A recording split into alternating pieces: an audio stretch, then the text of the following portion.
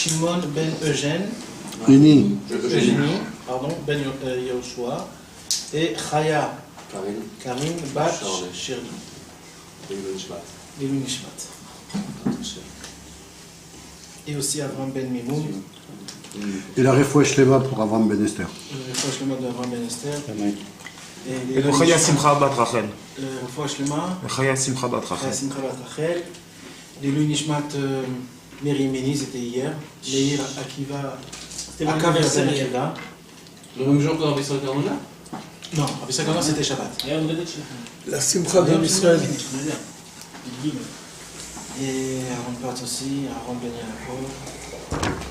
Et tous les Et de Rabbi Israël. Et de Rabbi Israël. C'est la Yola. C'est le barman. Au Karlbach. Ah, Shlomo Ben Rabbi Bon, on est dedans, quand même. C'est demain. C'est ce soir, c'est maintenant. Demain soir. Demain soir. Karlibar ce soir. Afghan. Rabbi Shlomo Kaliva. C'est son anniversaire ce soir. Afghan et Rabbi Israël. Mais non. C'est lui, il est le deuxième. Ah bon? Même. Ah bon, mais ils ont été enterrés en même temps, tu m'as dit? Oui, parce qu'il était en Amérique, Israël, dans le même jour. Ah. Et c'est quoi ça, j'ai pas compris, c'est Shabbat ou c'est Motzei Shabbat? Alors ils font tous les trucs Motzei Shabbat? Ouais, je suis là. Tu veux de l'eau? Non, pas de l'eau. Qui ça? Ah, c'est jeudi, ils font jeudi. Le temps qu'ils l'ont ramené, Jeudi soir. c'est arrivé le 7. Ils ont été enterrés le même jour. Ah, c'est bien ça. Jeudi. Et Binyamin là, Binyamin. Jeudi, il faut les Kéver. Ah bah ouais, il y a une grosse Non, mais jeudi, Shimon Karlebach, il est mort. Il est enfant pour les Kabel et Tzava, les Bala Bashamayim, al Kita.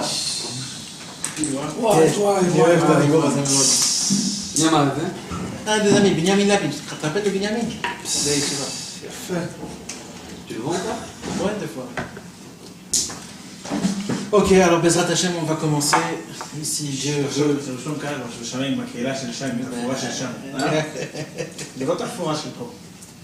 C'est pas genre un truc qu'on monte ici avec des lumières. Là, dans le ciel, tu imagines comme Kalibach avec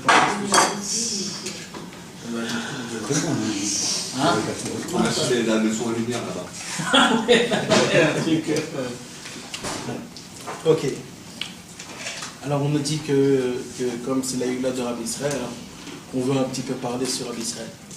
Alors on va un petit peu parler. On ne peut pas parler de Rabbi Israël, parce que Rabbi Israël c'est Rabbi Israël. Et comme tu as dit toi Yitzhak tout à l'heure, Rabbi Israël il nous a appris que 99% de Emet et 1% de Sheker, c'est le Sheker le plus grand qui puisse exister au monde. Ouais, j'ai pas réussi à l'exprimer, mais tu l'as bien défini. Ouais. Merci. Vous avez dit. C'est le plus grand Sheker, il l'a pas dit, mais il nous a fait faire comprendre que c'est ça. Les gens ils disent que bon, c'est bon, 99, c'est bon, 99% de Sheker de Emet, c'est bon, 1% de Sheker, mais c'est Makara. Rabbi Israël est venu, il a dit ça, c'est le plus grand Sheker qui puisse exister au monde. Parce qu'il y a 99% de Emet. Alors les gens ils vous appuient sur les Emet, la merotte que c'est du Sheker.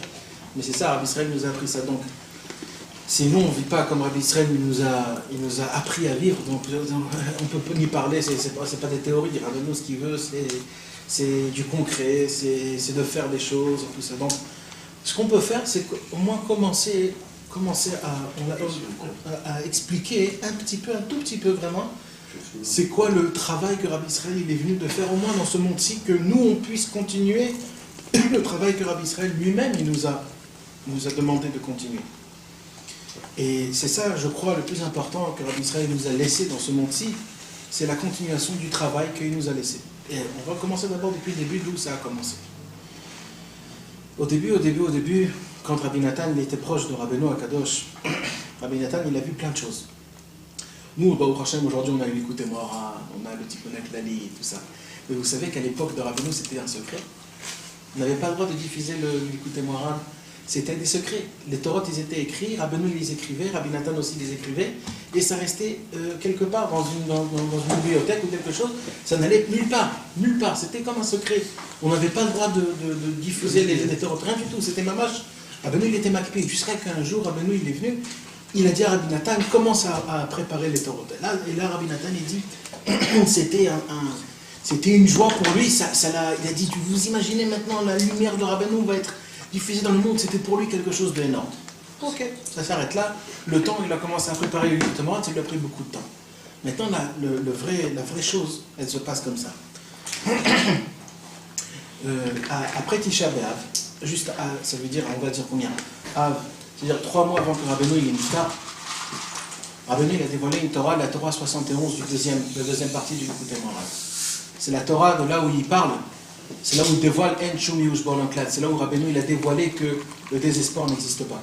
C'est une Torah qui a été dit, préparée, c'est dommage il faut le lire vraiment comment dans le Sechot Haran, comment Rabbi Nathan il le raconte, dans les Mémoires Anat, comment il le raconte, qu'est-ce qui s'est passé.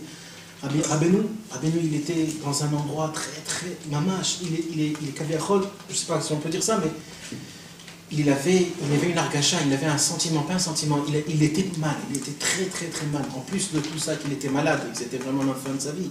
Mais il était très mal. Rabbeinu il était très mal, il se sentait pas bien du tout.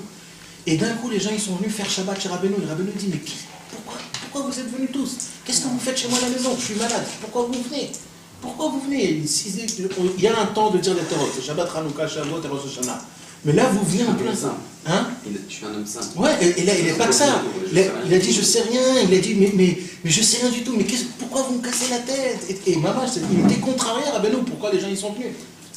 Et il s'est passé là-bas que Rabbeinu, il a fait le kidouche. Et tellement qu'il n'était pas bien, il s'est assis. Après qu'il a fait le kidouche, il n'a même pas fait une petite yadayim, il n'a rien fait.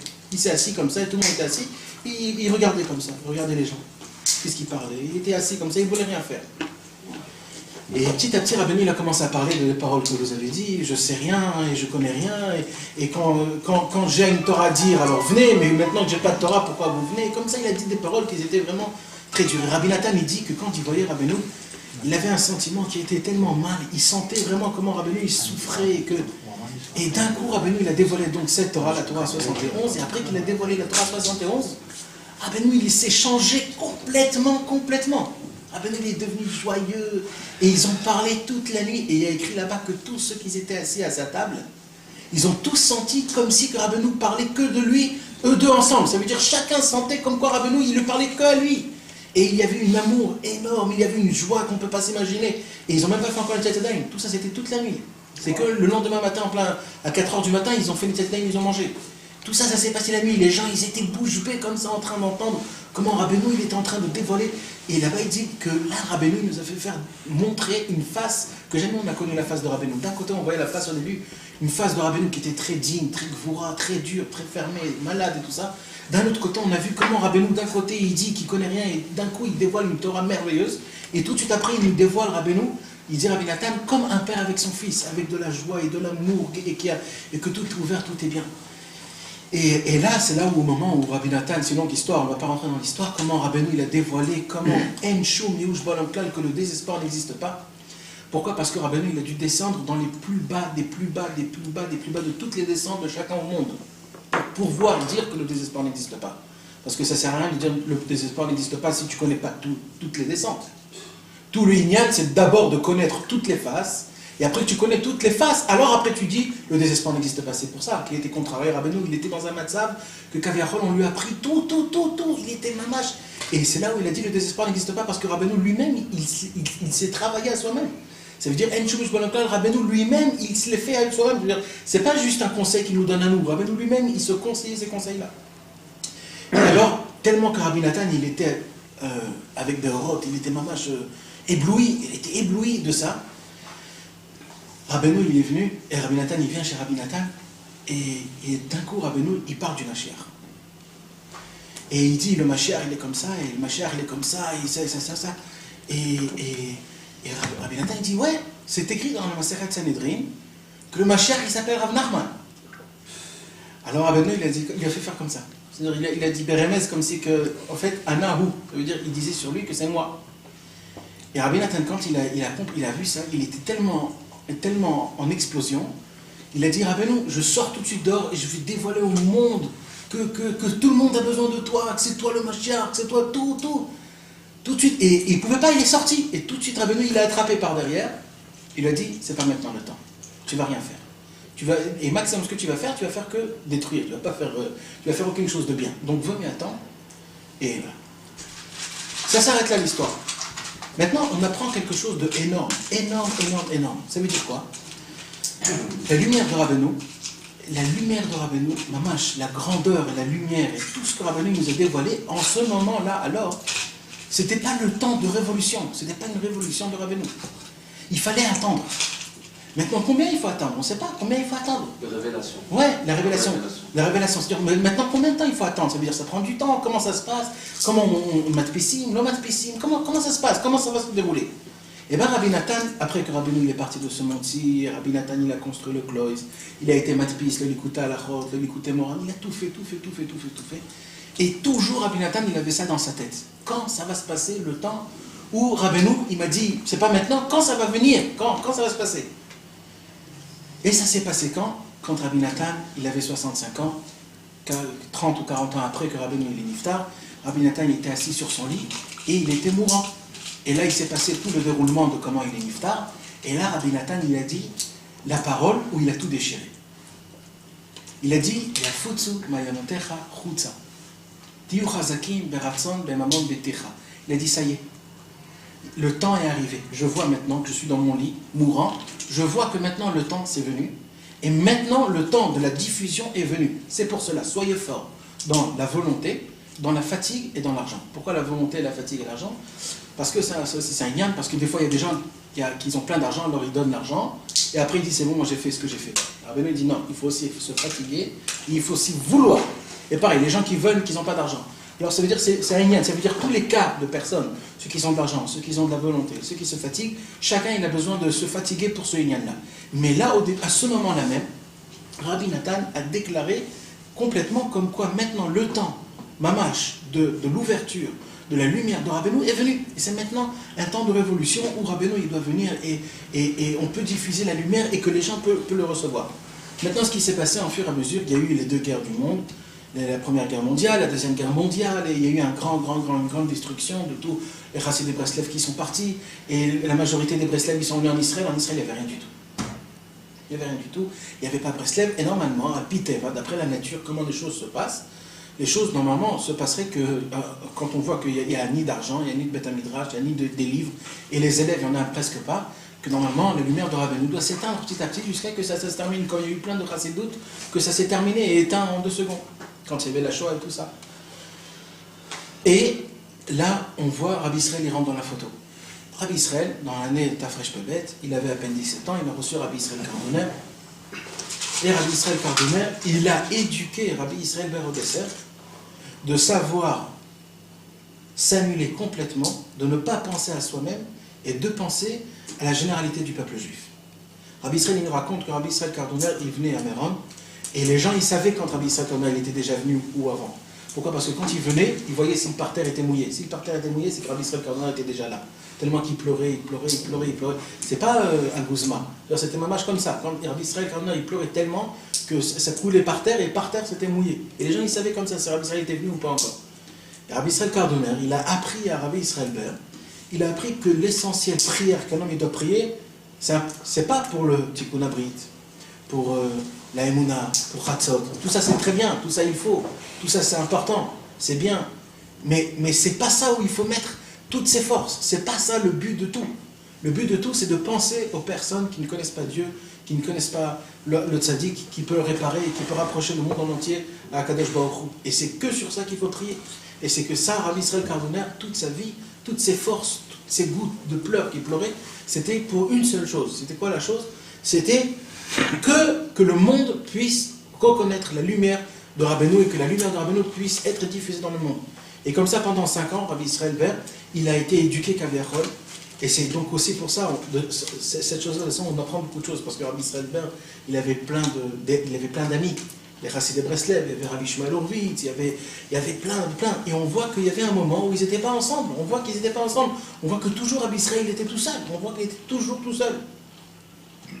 Et ça, c'est une question. Comment ça se fait qu'on voit que Rabbi Israël était tout seul? Pourquoi il était tout seul? Parce que c'est ça, les autres. Ils n'avaient pas encore compris ce point-là. Moi, je vous le dis comme ça en 2 secondes, ce point. Mais c'est un point que les gens, ils se tirent les cheveux parce que c'est quelque chose qui est presque incompréhensible. Quoi, on va tout laisser, il n'y a plus rien maintenant, l'essentiel. Oui, ben c'est ça. Tout le Inyan, c'est que la lumière de Rabbeinu puisse être diffusée dans le monde et il n'y a rien d'autre chose. Et c'est ça que les gens, c'est pour ça que Rabbi Israël était tout seul. Rabbi Israël, il était tout seul parce que lui, il allait dans un chemin pas comme les autres. C'est le chemin du Baal Tfila. Le Baal Tfila, c'était quoi? Le Baal Tfila, c'était toujours de prier. Il n'y a pas d'études. c'est toujours de prier, toujours de penser aux autres. Maintenant, le roi, dans l'histoire du Baal Tfila, le roi, il avait plusieurs personnes. Il y avait le Gibor, il y avait le fort, il y avait celui qui parle des bonnes paroles. Il y avait le Melitza, il avait 10. C'était tous des gens qui étaient importants, ils appartenaient au roi. Mais c'est qui a fait le tikkun de tout? C'est le Baal Tfila. C'est le Baal Tfila. Ça veut dire, ça se peut que le Baal Tfila, on ne sait pas c'est quoi le plus grand. Mais à la fin, la réparation de tout, c'est qui l'a fait? C'est le Baal Tfila. C'est le Baal Tfila qui a amené le Gibor, et ils sont partis chercher le Melitz, et après celui-là, après celui-là, après celui-là, jusqu'à que tous, ils ont ramené l'enfant, ils ont ramené la femme, ils ont ramené les 10 personnes du roi. C'est le Baal Tfila qui a fait la réparation totale de la fin. Et Rabbi Israël, c'est qu'Aviachol un lien du Baal Tfila. Tout le lien de Rabbi Israël, c'est le lien de Baal Tfila. Et d'où on voit ça? On voit ça par rapport à la Sholchelet. Comment on dit la Sholchelet? Comment La chaîne. Comment ça a été enchaîné? Puisque Rabbi Israël, c'était qui son rab? C'était Rabbi Israël Kardoner. Rabbi Israël Kardoner, c'était qui son rab? C'était Rabbi Moshe Breslever. Et Rabbi Moshe Breslever, on voit que lui aussi c'était quelqu'un de spécial. On ne raconte pas beaucoup d'histoires sur Rabbi Moshe Breslever. On ne connaît pas assez beaucoup de choses de Rabbi Moshe Breslever. Et les Chassidés de Breslev, ils expliquent que Rabbi Moshe Breslever, il n'y a aucune histoire qu'on peut raconter avec lui. Pourquoi? Parce que lui, toute sa vie, il était dans la forêt. Donc qu'est-ce que tu veux qu'il se passe dans une forêt? Avec quel... où il est passé, dans quel arbre il a vu, où il est monté. Il n'y a rien à raconter. Donc c'est ça, parce que Rabbi Moshe Breslever, toute sa vie, il était dans le Yard, dans la forêt. Tout son travail à lui, c'était la prière. Et Rabbi Moshe Breslever, il a donné ça à Rabbi Israël Kardoner. Rabbi Israël Kardoner aussi, tout ce que Rabbi Israël nous raconte, c'était toujours ça. Comment il faisait la Messihout Nefesh pour se sauver toujours, il allait dans la forêt, de prier, de crier à Hachem toujours. Et Rabbi Israël Ber, c'est ce qui s'est passé aussi. On voit qu'il y avait une Koufa au début, 2 ou 3 ans après qu'il a reçu le Pétek. Rabbi Israël, quand il a pris 26, 27, il avait 27 ans, 28 ans, et Rabbi Israël, il est tombé très très très malade.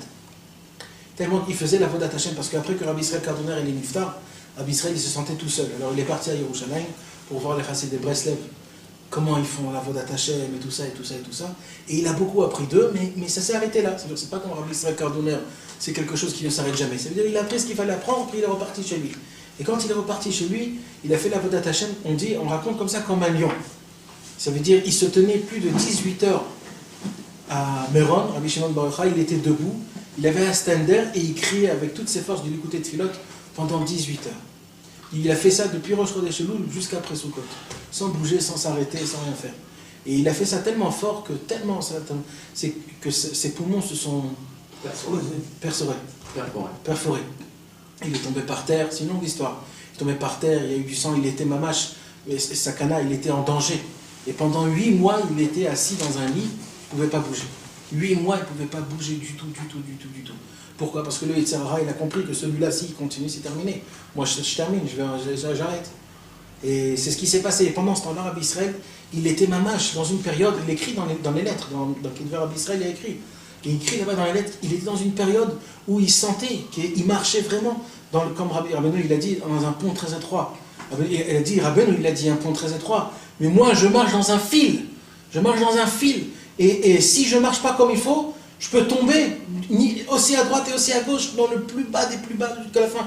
Il dit, je ne sais pas comment je vais continuer. Demain et après-demain, je ne sais même pas dans 1 heure comment je vais faire. D'un côté, il était malade, d'un autre côté, ses amis n'étaient pas avec lui. Il n'avait plus ses maîtres pour être avec lui. Il était tout seul chez lui à la maison.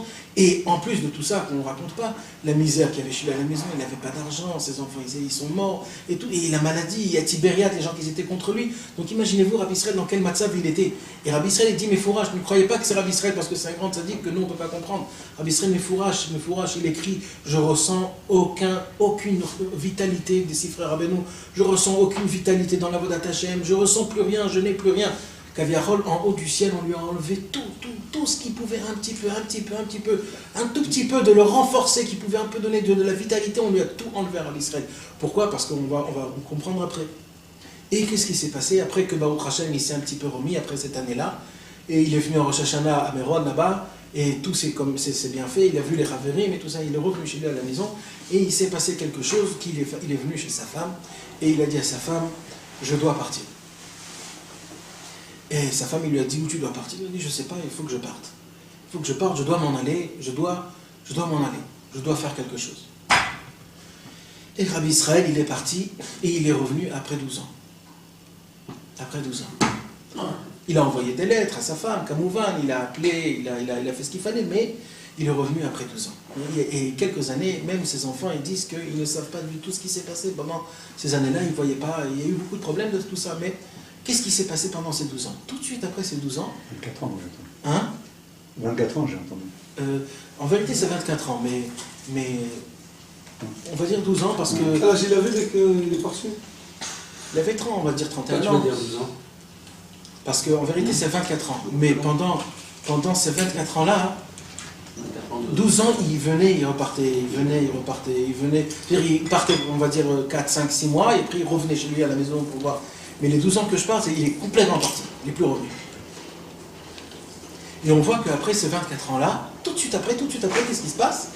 Tout de suite, il y a le lien avec Chazar, le lien avec les personnes importantes, les rabbis Israël, on le voit maintenant au plus haut niveau. Qu'est-ce qui s'est passé?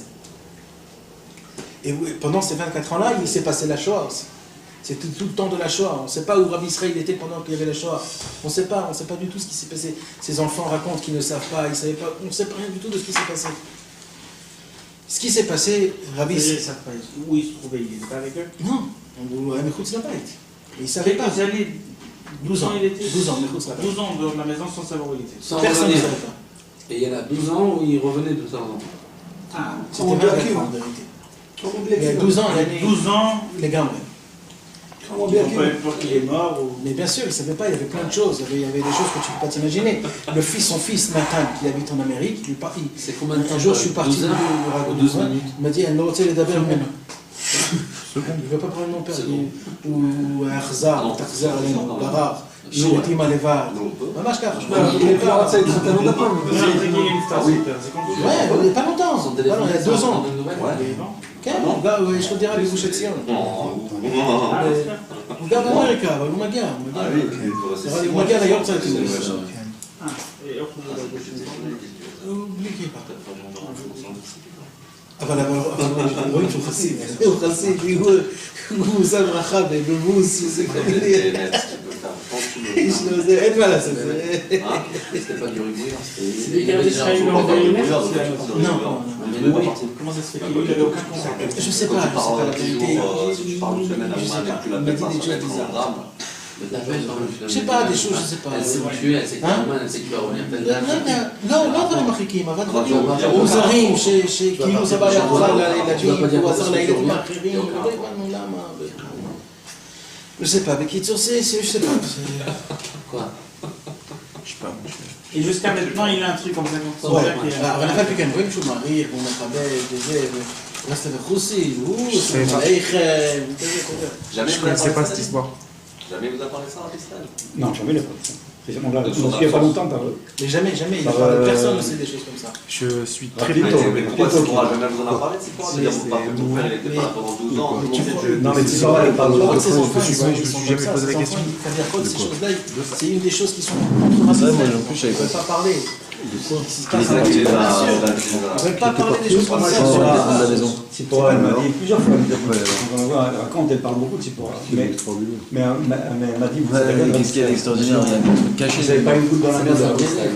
Mais elle m'a dit qu'ils n'ont pas droit, il leur a interdit de parler.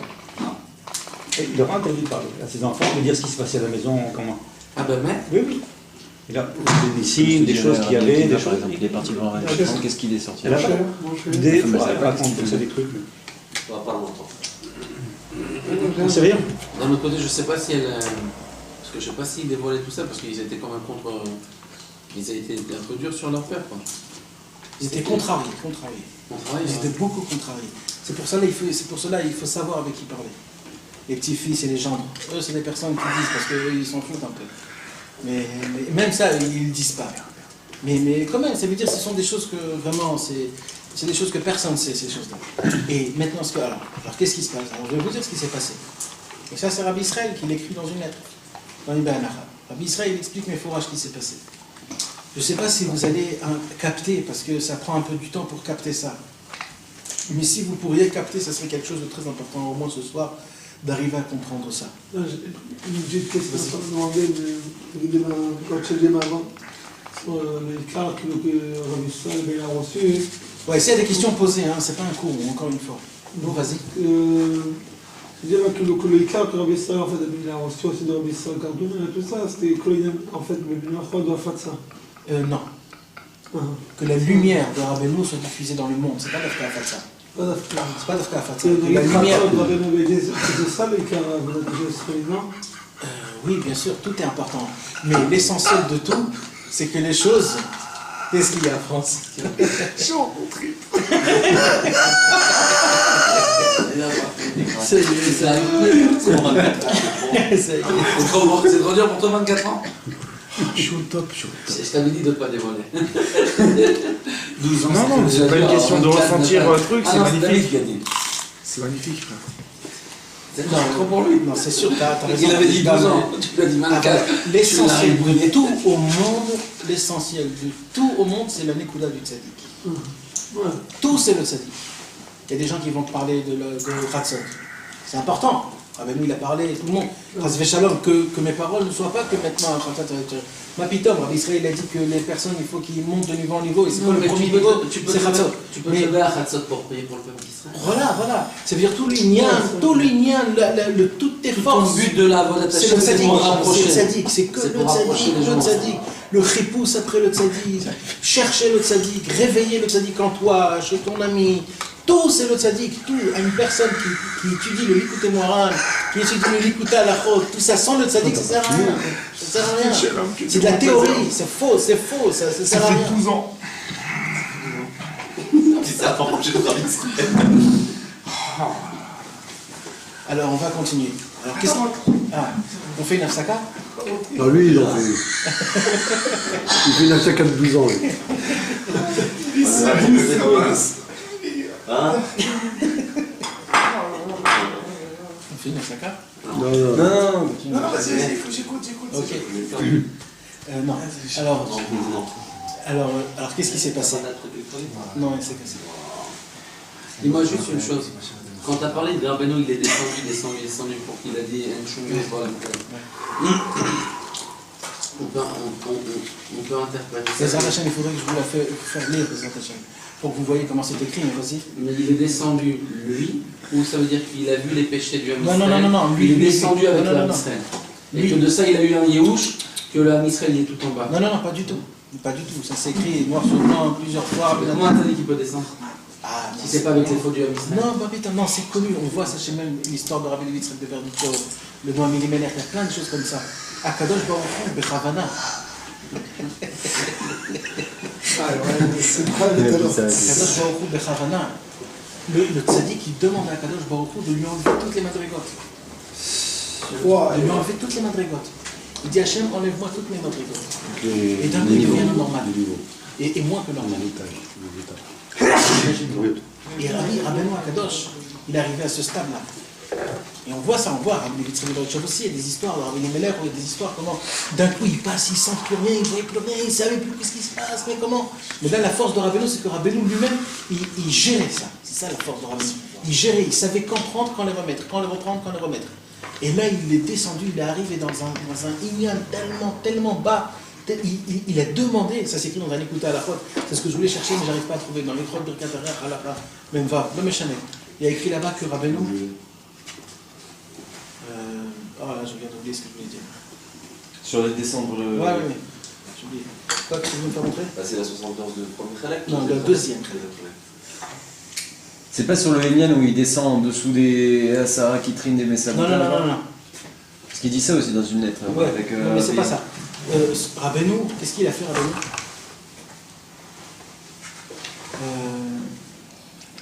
Rabbeinu, il a voulu goûter la plus grande néphila qu'il peut se passer jusqu'à la venue du Mashiach. Et il a dit, si je ne goûte pas ça, je ne pourrai jamais témoigner sur moi que En Shoni Ushba Olam Klal. Et je suis obligé d'être un homme simple, parce que si je suis un tzaddik, ça ne vaut rien ce que je dis. Donc je suis obligé d'être, pas juste d'un niveau comme ça, il faut que je sois aussi du même niveau que la personne, elle va tomber, il va savoir quoi. Et sinon, il n'aurait pas pu faire. Et Rabbi Nathan lui fait montrer que c'est ce qu'il a fait à Damarichon aussi. Quand il a mangé du faute du Hetzadat. Il a voulu ressentir, il a voulu être avec tout le peuple juif. Mais lui, son problème à lui, c'est qu'il a fait ça trop tôt. Et ça prend du temps pour ça. Et ça, et Rabbeinu, il a eu le mérite d'arriver à ce niveau, de descendre le matzav le plus bas, de ressentir tout, et de ne pas avoir les forces d'un tzaddik et de là-bas combattre jusqu'à qu'il arrive à arriver là où il était. C'est qu'il y a le Chod Birkat Hareach, Birkat Haodah, Alachae, même femme. Mais donc, maintenant, on revient sur ça. Mais alors là, j'espère que Dieu va m'aider de bien faire rentrer ce lien pour que vous puissiez bien comprendre ce que je vais vous dire là, parce que ça, c'est vraiment, si vous arrivez à comprendre ça, c'est quelque chose de spécial. Amen. J'espère, vous attachez. Voilà, Rabbi Israël, il a eu une asaga que maintenant, ce qu'il doit faire, c'est qu'il veut rapprocher le monde en entier à Rabbeinu. Les petits tout. Imagine-toi maintenant, il y a un avis, il vient chez toi, et tu dis, je te mets à toi tout seul, de rapprocher le monde en entier chez Rabbeinu. Imagine-toi. Qu'est-ce que tu fais? Non, mais ça veut dire même mathématiquement, comment tu commences? Comment tu commences? Le monde en entier, comment je fais? En Amérique, comment ça se passe? Le Miflaga. Le Miflaga, c'est quand on est Israël. Mais maintenant, il y a les Américains.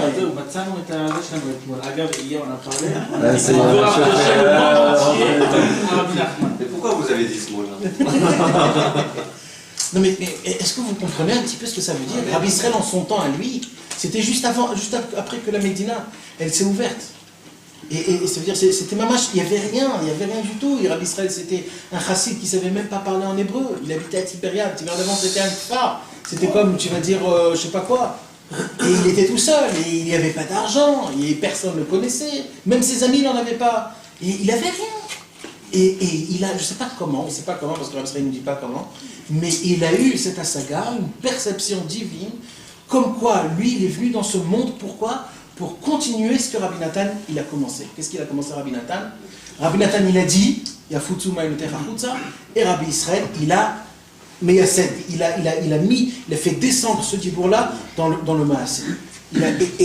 Et comme ça, il a commencé. Parce que le feu, il s'est allumé plusieurs fois, il a plusieurs fois été éteint. Non, c'est pas ça. Le feu, il est... À Echelituka, tu veux dire? Non. Ce que je veux dire, c'est que Rabbi Nathan, quand il a commencé, et Rabbi Nathan Tochin, ils avaient commencé.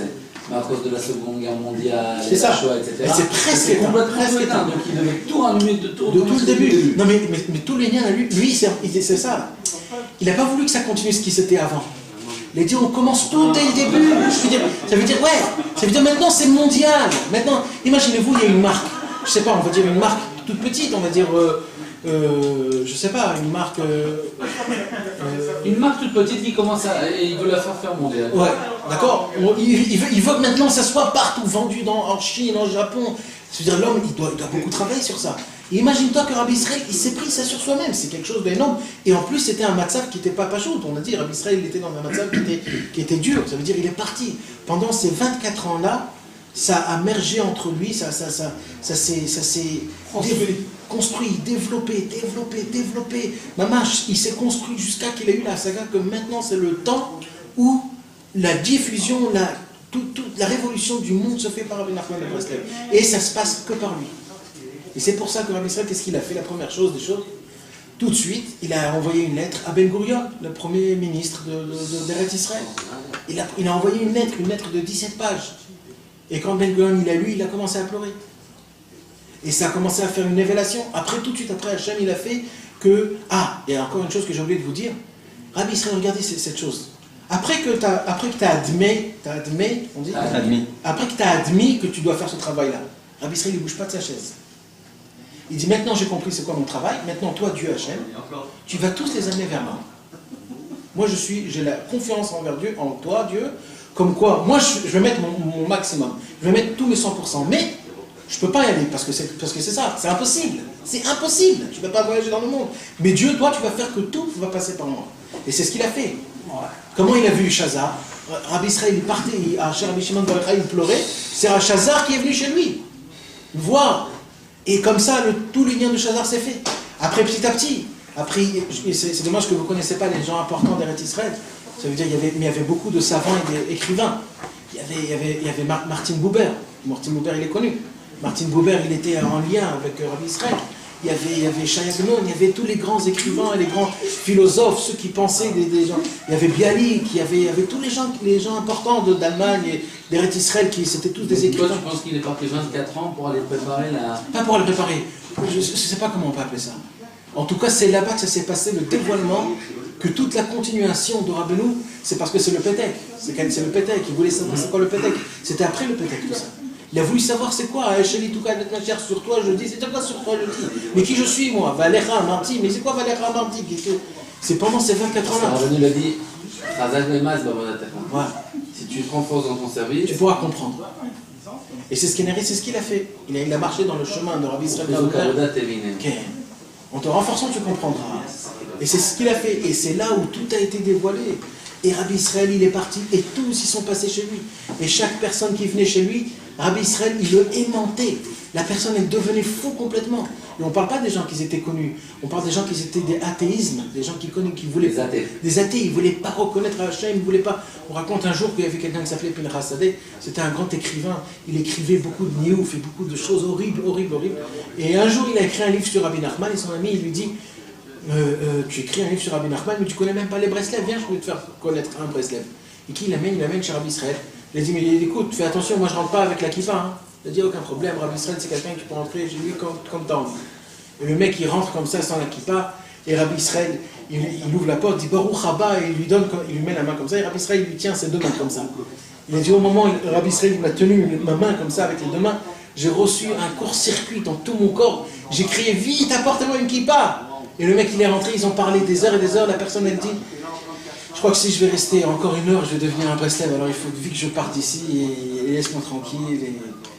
C'est-à-dire, le mec, il a été tellement aimanté, tellement il a aimé Hachem, tellement il a vu que Rabbeinu c'était tout et tout ça, il avait peur même d'admettre que c'est terminé pour lui. Tu comprends? Ça veut dire que c'était ça la grandeur la plus grande. Et Rabbi Israël, donc les gens passaient.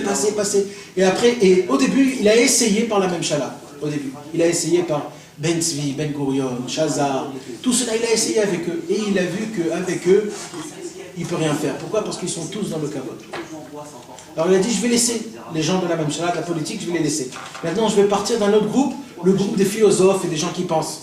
Et aussi, il est parti là-bas, il a fait ce qu'il a fait, mais ça n'a pas continué. Donc il a dit, il faut que je laisse aussi ce clan-là. Et je vais commencer à faire au moins les Baalei Tshuva. Et c'est là où il a rapproché Yitzhak Isaac Zilberman, celui qui a écrit le livre Nachal Nover. C'était une personne que Rabbeinu Rabbi Israël, il a raconté plein. C'était le lord, le hollandais, celui qui était marié avec une Goya et que Bassov, il venait jusqu'à Tel Aviv, Rabbi Israël, pour le parler de Rabbeinu. Et il a donné tout son argent pour diffuser tous les livres. C'est lui qui a commencé la diffusion. Et beaucoup de choses se sont passées. Et après, il a vu que c'était bien, mais c'était pas ça encore ce qu'il cherchait. Jusqu'à que Rabbi Israël, il est devenu âgé. Et on le met dans une bête à vote. On le met dans une bête à vote, maison de retraite. Dans une maison de retraite. Et il se dit, mais qu'est-ce qui se passe? Je suis parti 24 ans. J'ai compris que c'est moi que toute la lumière du Mashiach doit venir.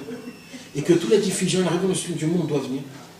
Et j'ai essayé par la même chala, la politique, ça n'a pas marché. J'ai essayé chez les philosophes, ça n'a pas marché. J'ai essayé de faire les Baalei Tshuva, ça n'a pas marché. J'ai essayé avec les Breslev. Parce que Rabbi Israël, c'est lui qui a construit la grande choule, c'est lui qui a... J'ai essayé avec les Breslev et ça n'a pas marché. Et maintenant, je me retrouve dans une maison de retraite avec le Pétek et je ne sais même pas ce que veut dire le Pétek. Et Rabbi Israël, il s'est dit, si c'est ça encore. Non. Et c'est pour ça que Rabbi Israël, il a gardé ça à 60 ans. Et tout se fait par Ashgachash. Encore une fois, je répète. Tout se fait par... Rabbi Israël, jamais il a fait quelque chose. C'est-à-dire, tout, c'était Dieu qui déroulait les choses. Et Rabbi Israël, il se tenait comme ça, il ne savait pas quoi faire. Et on dit comme ça que Rabbi Israël, il a voulu écrire un testament que le Pétek, il soit enterré avec lui, parce qu'il ne sait pas ce qui se passe. Et tous les jours, Rabbi Israël, il priait à Hachem, qu'est-ce que je dois faire? Qu'est-ce que je dois faire avec le Pétek? Et c'est là où Rabbi Israël, il a rêvé, où Rabbi Israël Cardonner, il vient avec un nouveau Pétek, un autre Pétek, où il y a écrit Zman HaGeula Karov Meod. Ça veut dire, t'inquiète pas, Rabbi Israël. Attends encore, patient, tu vois ce qui va se passer. Et c'est là où il est venu à Rampat. Et quand Rampat il est venu, Rabbi Israël lui a raconté. Ça a pris du temps. Ça aussi, Rabbi Israël, il ne voulait pas que ça passe par lui. Il a dit, moi je vais attendre tout seul comment les choses passent. Et il était comme ça avec lui beaucoup de temps, jusqu'à qu'un jour, Rampat il vient et il dit, Rabbi Israël, toi tu es comme tous les autres, tu n'as pas quelque chose de spécial à me faire montrer? Mais Rampat, il n'était pas religieux. Je sais pas ce qu'il était. Il a été mizrachiste. Oui. Alors il dit, tu n'as pas quelque chose à me faire montrer? Alors là, Rabbi Israël dit, ah, si c'est toi qui me le demandes, C'était une Hashemaimot, pas une Ashgacha. Tout que des Ashgachot, hein. Je vous le dis pas des Ashgachot parce que c'est long, mais c'est toujours comme ça. Tout ça s'est déroulé comme ça. Et la première diffusion des Siplon Masorot, la première diffusion des Mirtavim de Ibn Ram, tout ça s'est passé comme ça. Et là, Rabbi Israël, il lui fait montrer le pété. Et lui, tout de suite, en place, il dit non, je crois pas à ça, c'est des bêtises, tout ça. Rabbi Israël dit oh, c'est Karab, il dit si c'est ça, donne-moi, je vais aller emmener ça à l'université, j'ai envie de faire des graphologues, je veux voir si c'est vrai. Si c'est vrai, je deviens ton élève, j'expose le monde. Et il a pris comme ça 3 semaines. Il est parti chez tous les graphologues, chez toutes les universités, même à la police. Et ils ont tous dit comme quoi c'est Rabbeinu qui l'a écrit, que l'encre, ça va être de l'encre de 250 ans, et que tout ça, et tout ça, et tout ça, et tout ça. Quand il est revenu avec Merimini. Merimini, il a amené Sharon. Sharon, il a amené Israël Dagan. Israël Dagan, il a emmené ça, et comme ça. Et jusqu'à après, ils l'ont emmené en Amérique. Et toutes les choses se sont déroulées. Et tout a été déroulé et dévoilé. Comme quoi, Rabbi Israël, il a compris qu'en fait, toute sa vie, sa vraie vie, il a commencé à la fin de sa vie. Ça veut dire qu'il il est rené. Comme Rabbi Nathan. Il est rené, comme Rabbi Nathan. Rabbi Nathan, qu'est-ce qui s'est passé? Rabbi Nathan, il était assis dans son lit. Et dans son lit, il a vu qu'il y a Rabbi Israël, lui aussi, à la fin de sa vie, il était presque mort, il était dans le Beth Avot, personne ne le connaissait. On raconte que quand il a vu Rabbi Israël, il était rempli de pipi sur lui, il puait le pauvre, personne ne le lavait. Il était... Et lui, Rabbi Israël, il n'a pas laissé mourir, il n'a pas laissé que je vais mourir comme Rabbi Nathan. Il a dit, moi, j'ai compris, c'est tout de suite, et maintenant je recommence ma vie. Et à 99 ans, je ne sais pas combien de temps, à 80 ans, il a dit, maintenant je reprends tout. Il a tout repris, Rabbi Israël. Pourquoi? Pour accomplir le Inyan. Et là, il a compris qu'avec les petites personnes comme ça, comme les Aaron Pass, les Balei Tchouva, les premiers qui sont venus, c'est avec eux que le monde, je vais exploser le monde. Et comme ça, Sharon Teltsou, il a commencé à imprimer le premier Sipurim Asirot. Et ils ont commencé à diffuser dans des endroits où jamais il s'est rentré. Et ils étaient complètement fous. Et Rabbi Israël, il chantait toute la journée. Rabbi Israël, il était ébloui. Et petit à petit, les gens, après, il est parti en France. Il a vu, rien qu'il est venu en France, il a explosé toute la France. Et personne, ils n'ont rien compris une parole de ce que Rabbi Israël a dit. Rabbi Israël, juste, il rigolait. Les gens ne comprenaient pas. Ils l'ont vu. Ils étaient tous déjà attachés. C'est quelque chose qui n'était pas anormal. Et quand Rabbi Israël, il est revenu en Eretz Israël, ils ont tous fait leur alia. Sans famille, sans comprendre pourquoi, sans savoir. Ils ont tous fait leur alia. Ils ont laissé leur famille, leur argent. Lui, il savait tout ça. Non, on ne savait pas. Ne croyez pas qu'on savait. Qui Rabbi Israël? C'est quoi? Il savait quoi? Ça veut dire que c'était le Kavana, il ne le faisait pas, mais c'était pas une chose. Il s'était préparé chez lui, tout ça. Quoi était Il préparé? savait tout ce qu'il faisait. Ça veut dire qu'il était massé, il avait une très grande lumière qui dominait, qu'il était cholet sur cette lumière. C'est pas que comme tu me disais pendant les 24 ans où il était dans la forêt, où il cherchait, cherchait. Ouais, moi aussi je crois pas.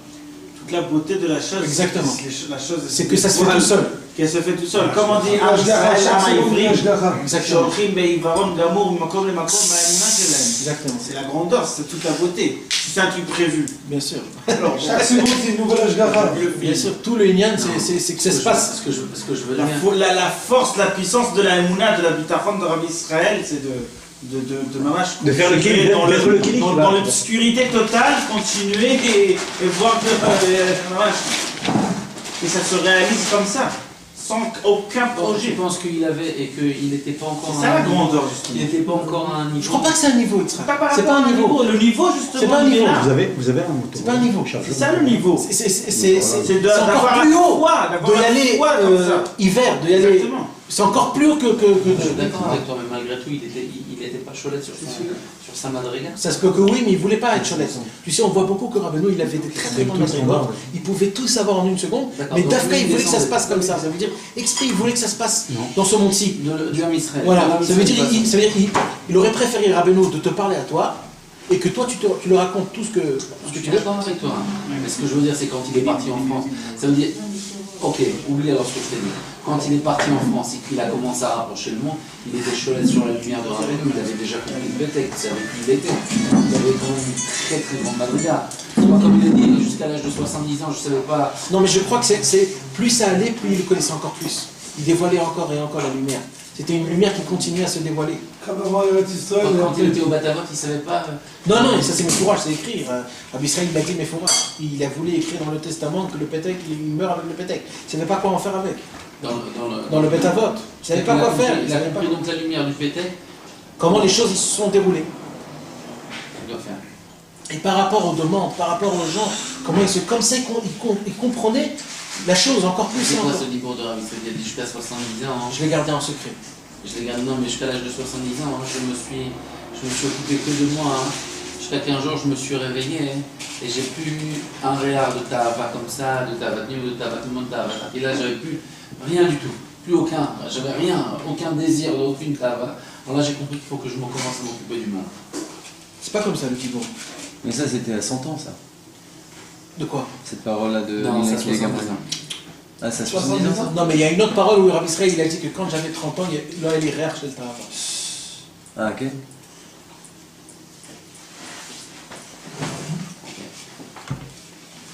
Alors maintenant, comment ça se passe? Ça continue, ne croyez pas que ça s'est arrêté, parce que tout le lien de Rabbi Israël, c'est la continuation. C'est pas un stam de raconter des histoires qui nous amènent à rien. Alors c'est ce qui s'est passé à Rabbi Israël, et jusqu'à qu'il a vu... C'est le renouvellement, ici. Exactement. Il s'est renouvelé à plusieurs reprises. Bien sûr.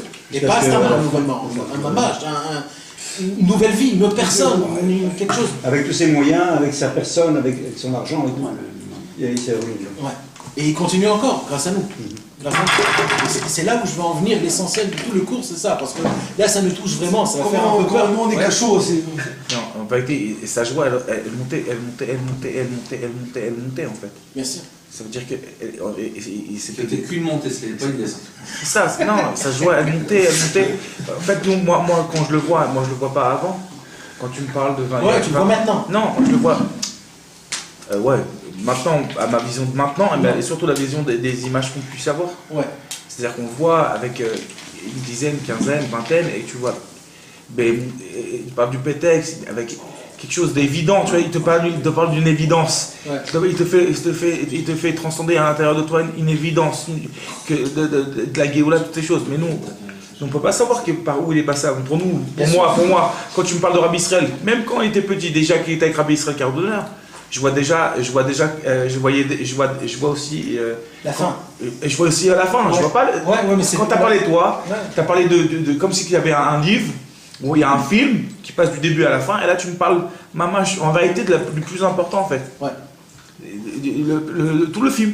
Exactement. Parce que tout le film, c'est pas et avant avec Rabbi Israël Cardonneur, parce que ça dure quoi? Même pas 10 ans, on va dire 10 ans. Et de l'autre côté aussi. Et en vérité, c'est. Quand tu as parlé quoi de l'image qu'on savait pas. Et en vérité, après, quoi, ce que je peux comprendre aujourd'hui, c'est que Mamash, tu le vois, il est Bessimcha, tu vois un visage tellement, je sais pas, il n'y a pas de mots. Un visage d'un bébé. Je vais te dire un truc. Je parlais avec Yitzhak. Et mon fils, il vient et me dit comme ça. Il dit, papa, Beata Mashiach, moi, je vais aller voir Rabbi Israël et tout. Ah ouais, je lui dis, ah ouais, et alors qu'est-ce que tu vas faire? Il dit, bah qu'est-ce que tu veux faire? Bah je vais sauter sur lui. Et il me fait, je vais sauter sur lui et je vais l'embrasser. Et moi, dans mon cœur, je dis, moi aussi je ferai la même chose. Ça veut dire, et je parlais avec Yitzhak. Il me dit, mais est-ce que tu crois qu'à l'époque où Rabbi Israël était vivant, tu crois que les gens venaient le voir et ils faisaient un fribouk?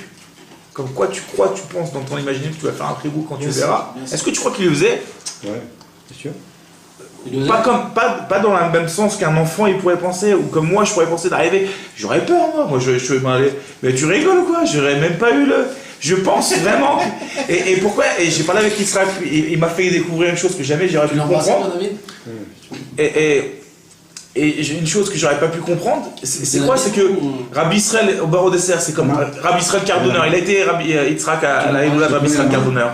Et il a vu tout le monde qui était droit, tous comme ça, tous Behawef, tous comme ça, mamash, avec une peur, une crainte, mamash, très forte. Et tu les voyais, pas un qui parlait. Tu vois ce que je veux dire? Et pourquoi t'as peur? Et en vérité, Rabbi Israël, c'est pareil, mon frère, on devrait avoir la même crainte, la même chose. Mais en vérité, le fait de l'avoir vu comme ça, d'une simplicité, c'est ça qui me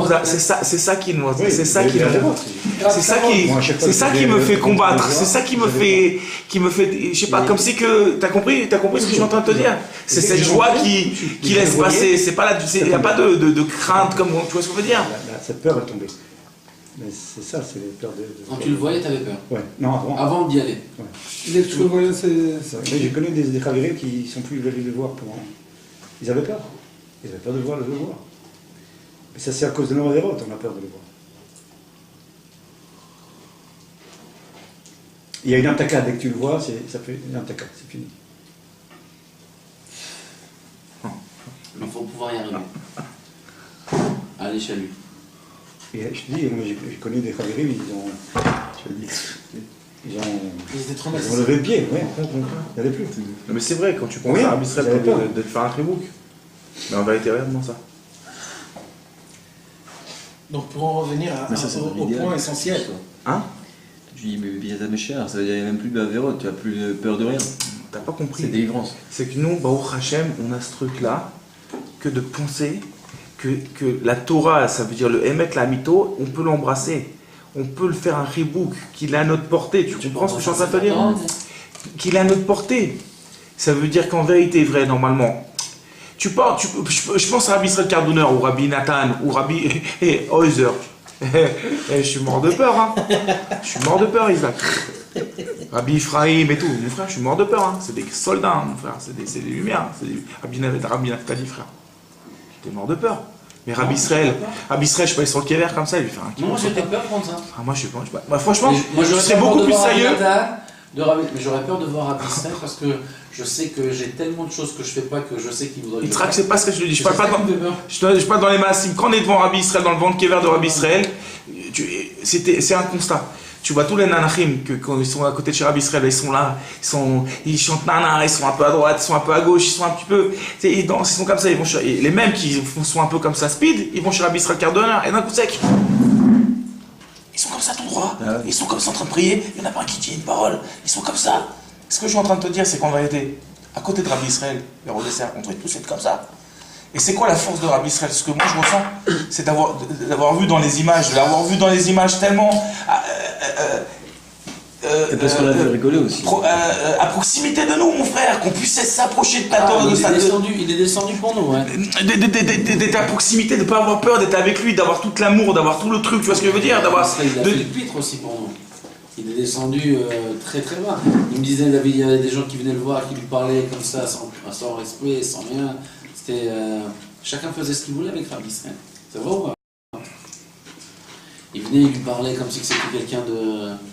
Il a jamais voulu diffuser sa grandeur à personne. Hein. C'est peut-être pour ça que tu vois ça, cette proximité, peut-être. Ouais. Comment je vois de l'amour, je vois que la Torah elle est pour moi, je vois que ne t'inquiète pas mon frère, quand tu vois Ibn Achal.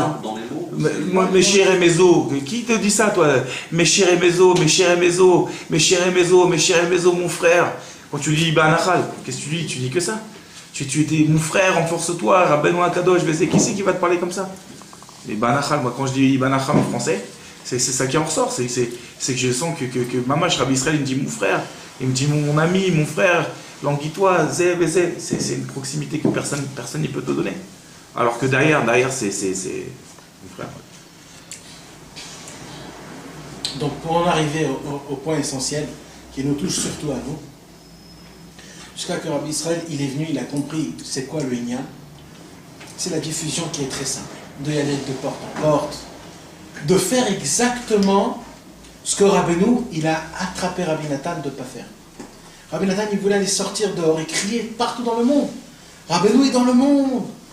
Maintenant Rabbi Israël il a dit le temps il est venu. Il faut maintenant sortir dehors et crier Rabbeinu il est dans le monde. Il faut aller de porte en porte, de faire ce que Rabbi Nathan il voulait faire depuis le début. Et pour cela, qu'est-ce qu'il a fait Rabbi Israël? C'est la première chose qu'il a fait. Il est parti en France, après il est parti une deuxième fois en Amérique pour ramasser de l'argent. Et avec nous, Rabbi Israël, il avait une conduite très très spéciale d'argent. Prends-moi, tu m'as volé, toi tu dois me donner de l'argent, et toi tu dois faire ça. Tout ça pour construire, de ramener encore de l'argent pour diffuser des livres, jusqu'à qu'il a écrit son testament, Chad vechalak, noir sur blanc, que tout l'argent, tout ce que j'ai, tout ça, tout doit aller à l'impression des livres. Et je veux que ça se passe comme ça. Et après avant qu'il ait niftar, il nous a dit, mais fourrage, de y aller à droite et à gauche, et de se fatiguer, de faire le plus qu'on peut, de diffuser des livres. Maintenant, imaginez-vous, Rabbi Israël, il est niftar, il est parti de ce monde, il nous a laissé tout. Il nous a tout laissé, il nous a déjà dit que c'est quoi la chose la plus importante. Il nous a fait montrer maintenant, c'est pas Rabbi Israël, parce qu'on revient au point de départ. Ce que Rabbi Israël a fait, c'est juste, il a déclenché la chose. Mais la chose était déjà prête. Rabbeinu, il a déjà tout fait. Rabbeinu nous a déjà donné les livres, Rabbeinu nous a donné tous les conseils, Rabbeinu nous a déjà tout préparé. Maintenant, la seule question, c'était quand on commence à le faire. Et Rabbi Israël, il est venu, il a dit, j'ai déclenché, c'est maintenant que ça se passe. Hein? C'est ça, je finirai. Ouais. Et ça continue encore. Parce que ça dépend de nous. Maintenant, imaginez-vous, kaviachol, je ne sais pas si on peut dire ça, mais c'est comme ça que ça se passe. J'ai fini et je finirai, c'est encore une fois, même dans sa parole, c'est mikat les cap. C'est-à-dire parce que les paroles de la Torah et les paroles de Rabbeinu, elles sont toujours actuelles. C'est toujours j'ai fini et je finirai. Ça veut dire que c'est pas encore fini. Ça continue. Ça continue tout le temps. Il n'y a pas un point où ça s'arrête. C'est toi, c'est après ton fils, c'est je finirai. Il y a un attitude de ça, de j'ai fini, ça s'est pas arrêté, sinon ce serait la délivrance. C'est je finirai. Il laisse un peu encore à tout le monde pour pouvoir avoir un soude de se rapprocher de la Géoula. Et maintenant, imaginez-vous, kaviachol, ils sont partis de ce Motsi, Rabbeinu, Rabbi Israël, Rabbi Nathan. Kaviachol, ils sont dans une prison. Ils sont dans une prison. Pourquoi? Parce qu'ils sont en haut dans le ciel. Et en haut dans le ciel, ils peuvent ne rien faire, kaviachol. La seule chose qu'ils peuvent faire, c'est tout ce qui ramène tous ceux qui sont liftar. Ils sont en haut, ils peuvent rien faire, ils peuvent plus redescendre en bas. Mais la seule chose qu'ils pouvaient faire, c'est nous dire, nous indiquer quoi faire nous. Que ce que nous on doit faire. Maintenant, imaginez-vous quand nous on est assis dans notre fauteuil et on ne fout rien.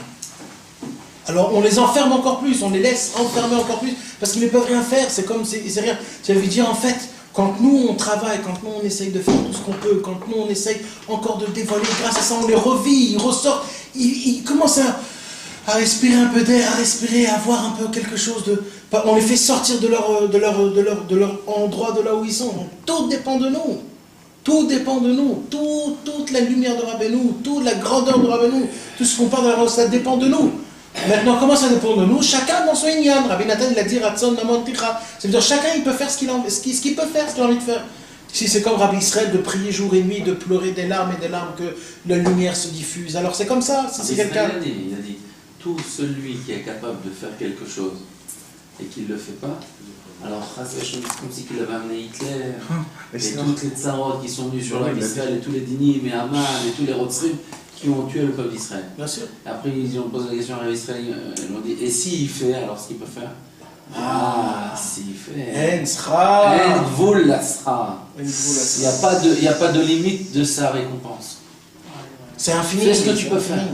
Fais ce que tu sais faire. Pour Rabbeinu.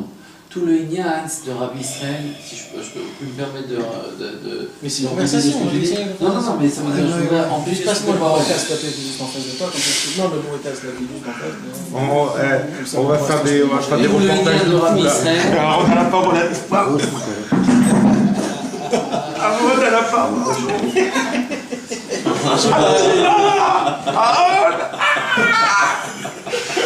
Rabbi Israël, Le grand arrive à j'ai recommencé moi. Je crois que le site il est ouvert. Amen. Avec tes trucs. Oh la touffa, les pisseurs, mais Tout le Inyan de Rabbi Israël, c'est que quand tu parles de la Vatraveri, où il faut prier pour le peuple d'Israël, etc. Je crois que c'est surtout tout le Inyan de Rabbi Israël. Dans tout son rapprochement de Rabbeinu, quand il faisait Chatzot, c'était pour s'approcher du roi de Rabbeinu. Quand il faisait Ibonedou, c'était pour se rapprocher du roi de Rabbeinu. Tout le Inyan de Rabbi Israël, c'était de se rapprocher du tzaddik et de rapprocher les enfants d'Israël du tzaddik. C'est ça tout le Inyan de Rabbi Israël. Quand il te dit s'il l'a fait, alors elle vaut. Il faut que chacun il fasse ce qu'il est capable de faire pour le tzaddik.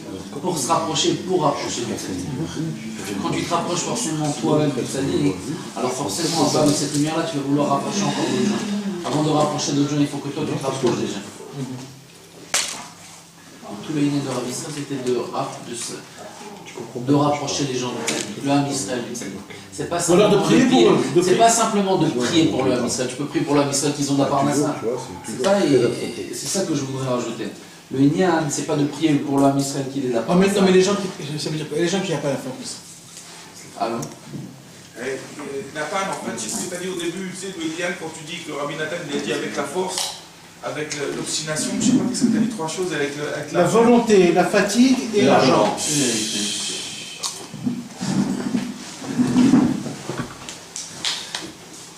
quoi elle a commencé? Tu l'as dit quand j'étais dehors ou quoi? T'étais comme ça, tu disais ça quand je suis sorti un moment. Parfois on peut commencer, quand c'est comme ça, parfois tu peux commencer. Quand tu as reçu, il est au roi Chakodesh que maintenant lui il doit faire la diffusion. Mais par où tu commences? Par quoi elle a commencé? Ah, c'est ça le lien. Comme c'est impossible, c'est quelque chose qui est impossible. C'est impossible, mentalement, mathématiquement. Comment tu commences? J'ai pas de copains, j'ai pas d'argent. Alors, d'abord, regarde, de là on apprend des millions de choses. Je voulais pas, parce que peut-être c'est un peu lourd pour les gens, mais tu poses la question, alors je te réponds. Rabbi Israël, d'abord il a admis la chose. Et ça c'est un clal, c'est une règle dans tout le monde. C'est d'abord d'accepter. D'abord d'accepter. S'annuler. Tu es prêt à recevoir, déjà tu es rentré dans la porte. Donc déjà Rabbi Israël, la première chose qu'il a fait, il a admis. Tu dois passer par moi, je dois maintenant me déchirer en 1 million. Ça fait rien. C'est ma famille, elle est déjà morte, il n'y a plus rien pour rien. Maintenant il a dit Hachem. Maintenant moi j'ai le bitachon en toi, j'ai la confiance en toi, que toi tu vas m'amener les gens à moi. Moi je vais m'asseoir, et toi tu vas tout faire pour que les choses... Tu veux que je fasse quelque chose, alors moi je sais pas pour vous. Moi je vais mettre les 100%, ça il n'y a aucun problème, mais sache Hachem, que moi je peux pas, toi tu peux. Et c'est ce qui s'est passé, toutes les choses, ils sont venus tout seuls chez lui. Je voulais dormir, je dors pas ce soir. Je dors pas. Blinéder. Ah, Blinéder. Ça veut dire là, tu es en train de nous dire que Rabbi Israël, il est en moi, en train de travailler. Bien sûr. Et c'est cadeau, maintenant, Trinam, c'est Chaval, Khanazman, mon frère. Qu'est-ce que je te dis, mon frère? Qu'est-ce que je te dis? Qu'est-ce que je te dis? À part remercier Hachem, à part le roi du monde. En fait, ceci, c'est. Comme il va arriver à cette passage-là, très haut niveau de remettre la royauté à la chaîne. Bien sûr. On va se rappeler. Il a fait quelque chose de lui. Abraham! Il a dit ok Hachem, je pense que moi, ce que j'ai compris. Moi, je ne fais plus rien. Je suis un dépisté comme toi. Ça passe par là. Je ne vais pas parler. Moi, je suis plus rien. C'est énorme. C'est un haut niveau de révélation. Parce qu'on veut toujours faire. Il n'y a rien. En vérité, il n'y a rien à faire. Exactement. Mais pour arriver à ça, c'est pas facile. Pour être. Ça l'a chauffé par chez David. Moi, j'ai toujours dit, c'est beaucoup plus difficile de ne rien faire que de faire. Alors on a la parole. Exactement. Chez David, au niveau de manière ukrainienne, parce que toujours on veut faire. On a des idées, on veut réaliser, on veut bouger, on veut aller. Mais c'est pas ça qui nous demande à chaque qu'on le reconnaisse comme le maître, comme c'est lui qui fait tout. Donc, tout ce qu'il veut dire. Il faudrait que nous, on soit capable de recevoir. Soumis sur Dieu. Et lui, il nous amène tout. C'est ça le sens, c'est tout dans la Vodat Hashem. C'est ça, moi, non. Quand j'ai fait arrêtez de faire tout, mais il va voir, sinon je vais faire l'imprimer, et moi, quand tu sais que c'est un truc ouf, quand j'entends le nom Rapoport. Jusqu'à ce que je suis arrivé en Israël, j'ai vu Israël au début, j'ai compris que c'est pas ça que c'est quelque chose. Le nom premier Rapoport. Si je continue comme ça, je vais rester Rabbi Nachman, comme j'étais. parce que Rabbi Nachman, quand il était au Man, il était chez maison. Ce monsieur s'appelait Nachman Nathan Rapoport. On va savoir si David Bouddha, c'est lui qui a l'argent. Il ne gagne pas pour lui, mais quand même, Alors c'est quoi Alors, David Bouddha, j'ai compris qu'il fallait tout donner et rester plus rien, sans rien. C'est tout. Tout donner. Et c'est lui qui gère. Il n'y avait pas de kérem encore à l'époque. Il n'y avait pas de kérem. Mais j'ai compris qu'il fallait lui donner à lui quand même. Au sadique. Et que de cette manière-là, on s'annule. On devient rien. C'est ce qu'il faut. Il faut devenir rien. Mais tu vois et tous mes dignotes à moi que j'avais de grandeur de faire, parce qu'on avait plein de dans la tête. J'ai tout annulé. J'ai tout brisé. Et je me suis dit comme ça. C'est plus dur de. Oui. Mais tu vois ça dans le. C'est plus dur de ne pas faire que de faire. Nathan, tu vois ça dans le Union de Ouman. Faire, c'est facile, mais faire, pas faire. Dans le Union de Ouman. Que Mamash personne. Qui c'est déjà qui était dans la maison de Ouman? Qui c'est qui était dans la maison de Rabbi Nachman? Rabbi Israël. C'était que Rabbi Israël? Ouais, c'est vrai. C'est qui était? Rabbi Israël. Comment ça s'est dévoilé, Rabbeinu? Comment ça s'est dévoilé, Rabbeinu? 12 ans de temps. Quand moi j'étais dans la rue ici il y a 12 ans. Moi je suis un tout jeune, mais il y en a, ça faisait 25 ans. Mais moi quand je suis arrivé il y a 12 ans ici à Beth Shemesh avec le Kebanana, et que j'allais dans des synagogues, les mecs qui me prenaient pour un extraterrestre, et qu'il y avait 5-6 000 personnes qui allaient à Ouman, qu'aujourd'hui tu vois 70 000, 90 000 personnes qui vont à Ouman. C'est quoi? C'est 5 voitures, 6 voitures, 7 voitures de Rabbi Israël dans les rues? Tu te rends compte que Rabbi Israël, encore nous, qu'est-ce qu'on a? Nous, on n'avait rien. Je repense. Mais tu te rends compte que Rabbi Israël, il a reçu un pétec à l'âge de 20 ans, 22 ans. Tu sais ce que c'est, il savait ce que c'est ce pétec. Et il a eu la force de rien faire. C'est pas qu'il a commencé à bouger, je vais aller. 60 ans, il n'a rien fait. 60 ans, il l'a caché. Mais c'est une force, une grande force, tu comprends? C'est ça. Et il a attendu la Hashgacha d'Hachem, que Hachem, Moi j'ai une question. Si quelqu'un il a tous les retsonot, il a envie de faire plutôt 24 heures, il veut juste faire.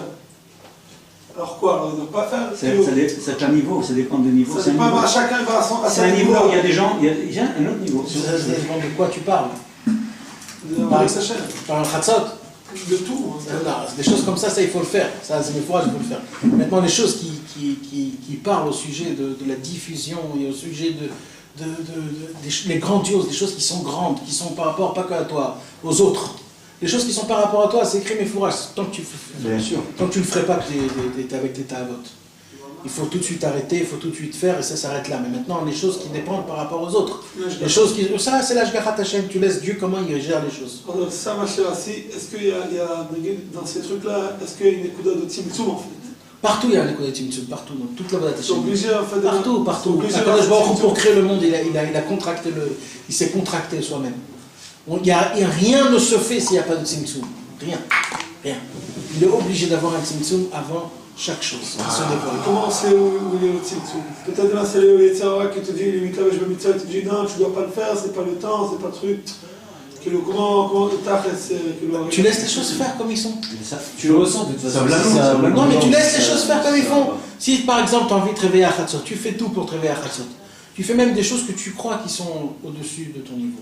Et, sauf, tu as dormi toute la nuit, tu t'es réveillé demain matin. Alors maintenant, comment ça se passe? Alors, tu as ou la solution de dire, comme tu avais envie de faire, et alors tu tombes, ou alors tu dis, Kol Mishamayim, c'est Dieu, il a voulu être médecin de Semoti, ça fait rien, demain soir, je vais me relever. Donc, tu as su où faire le Tzimtzum? La même chose dans toi, tu dois faire tout ce que tu peux. Si la chose a été faite ou pas, tu t'en fous. Mais toi, tu dois faire tout ce que tu peux. Et comme ça, tu continues. Jusqu'au moment où ça va arriver, où tu pourras faire les choses comme il faut. Donc c'est Dieu qui t'a fait tout en fait, donc c'est tout Dieu. Et c'est toi l'essentiel, c'est dans la Vodat Hashem de ne pas oublier Dieu. Les gens ils sont au Vodat Hashem, ils ont complètement oublié Dieu. Les gens ils se réveillent Chatzot, ils ont oublié Dieu. Les gens ils vont au mikvé, ils ont oublié Dieu. Les gens ils prient Hashem, ils savent même plus qui prie, ils prient soi-même. C'est pas ça. Le Inyan c'est de ça de rappeler qu'on travaille Hashem. Après tout tu travailles Dieu. Si Dieu il t'a pas réveillé, il t'a pas réveillé. Alors quoi, tu vas être Batsout parce que tu t'es pas réveillé, mais si t'es Batsout c'est à cause de toi, donc c'est toi. En voulant gérer, on oublie Hachem. On veut gérer tout, on veut tout faire, on veut tout organiser. On veut être des tzadikim. Tout faire. Alors, c'est pas comme ça la Vodat Hachem. Alors, il faut s'appuyer à Dieu, tout ce que tu fais. Il y a une Torah qui... Non, tout est bien. Faut attendre. Tout est bien. Qui parle de Seder, mais l'autre Seder. C'est quoi le vrai Seder? C'est le Seder qu'Hachem il veut pour toi. Ça vient de leur programme de ta Vodat Hachem. Et ça y est, ça roule. Mais c'est pas ça, Vodat Hachem. La Vodat Hachem, la vraie, c'est quand toi, tu vas te laisser diriger par Hachem. Ça veut dire que ça va pas marcher comme tu veux.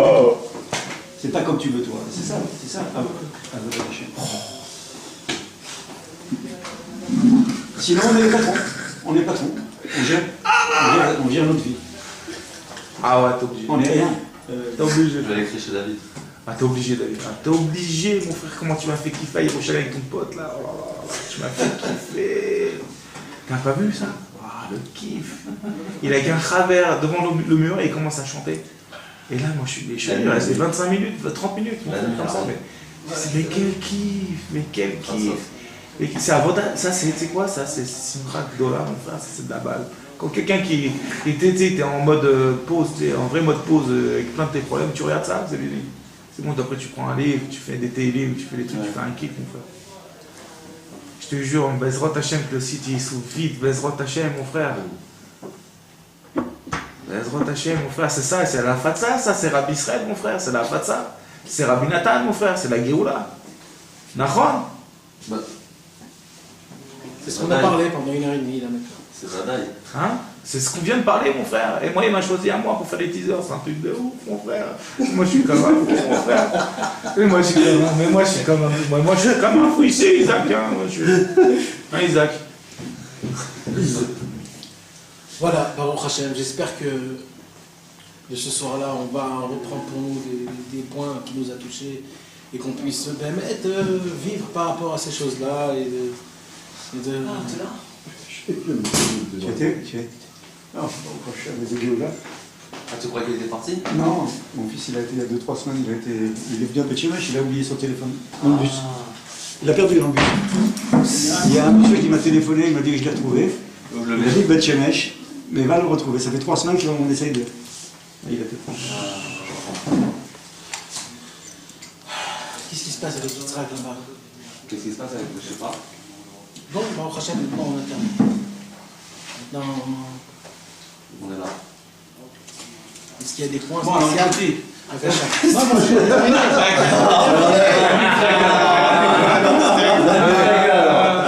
Moi j'ai une question.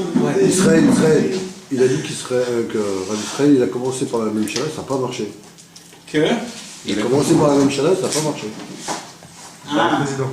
vous avez Chacun maintenant, ici un point. Peut-être maintenant, ça va marcher maintenant. Peut-être maintenant, on va savoir. Attends, moi j'ai une question. Moi, cette semaine, j'étais dans une afatsa. Je parlais avec quelqu'un, un Netsunaï. Et lui, il disait, Stan, je voulais faire avancer la situation, il disait dans ce gars-là, lui, il dit, quelqu'un qui l'en est tout ça. Moi, je suis d'accord avec la d'arriver à Ouman et tout ça, mais juste qu'on paye tout. Est-ce que quelqu'un n'a aucune interruption de data? Est-ce que quelqu'un comme ça va signer ça? Il y aura une autorité de Tata. Du moment qu'il est rentré. Bien sûr que c'est une mitzvah. C'est bien sûr que c'est une mitzvah. Du moment qu'il est parti sur le voyage, qu'il a fait tout Rabbeinu ce m'a dit de venir chez lui. Est-ce que c'est aussi là? Quelqu'un n'a rien, juste on doit tout le payer, tout ça, c'est. Bah, déjà, le fait qu'il a dit que ça ne me dérange pas d'y aller si on le paye, c'est déjà. Il Ouais. faut y aller. Il y a des gens qui, même si tu les payes, ils ne viennent pas. Alors au moins, lui, il veut. Ah ouais. Mais c'est vrai. Les mecs qui vont là-bas en Ukraine faire Kevat Tzadikim, ils vont pas chez Rabbi Nachman. Ouais. Bon, écoutez maintenant le fridouche que je Tiens, j'ai entendu que. Je suis en sortant d'ici, quelqu'un m'appelle. C'est les antisémites qui ont gagné en Ukraine. Excuse-moi. Ah ouais? Merci. Ah ouais? אם רקוב יש מפלגה חדשה באוקראינה, שעברה את אחוז החסימה וזהו, נכנסה עכשיו לפרלמנט האוקראיני. Les antisémites, elles sont rentrées là. Mais attends, tu sais comment ça a l'air leur signe? C'est quoi leur signe pour cette miflaga? Hein? Non. Un chassid Breslev. Non. Mais écoutez, on peut faire jusqu'à la fin. Hein? De qui? Non, c'est un portrait comme ça de chassid avec le chapeau et les pelotes et le mot 1. Quoi?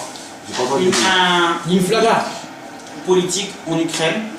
Ah, Elle a en Ukraine, réussi, ah, en elle a Ukraine. gagné. Par rapport à l'époque, elle est rentrée, elle est à l'intérieur de leur machin. Attends. C'est Hein? antisémite. Ils ont dit que c'est antisémite. Ils ont dit que Ah, c'est un truc antisémite. leur but, c'est qu'ils veulent plus que Rabbi Nachman il serait là-bas en Ukraine. Amen. Ils veulent que Rabbi Nachman il parte là-bas en Israël. Amen. Et qu'il n'y a plus de chassidim qui viennent visiter ici en Ukraine. Ah, ouais. Faut vous donner la main. Ah ouais, je suis content.